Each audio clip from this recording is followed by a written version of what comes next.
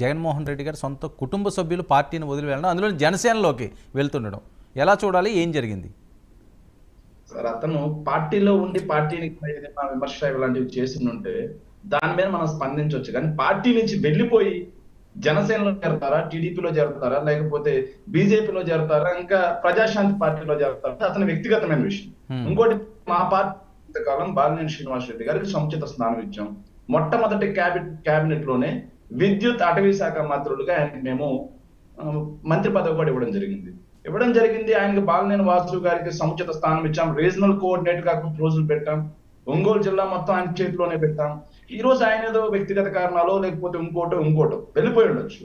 కానీ ఒకటి మాత్రం గుర్తుపెట్టుకోవాల్సింది ఏంటంటే, ఒక రీజనల్ పార్టీలో, ఏదైతే ప్రాంతీయ పార్టీలో, సో మెయిన్ ఇక్కడ నాయకులు వెళ్ళిపోతుంటారు, వస్తుంటారు. ఈ కామన్ లాస్ట్ ఎలక్షన్ ఏదైతే 2019 నుంచి 24 మధ్యలో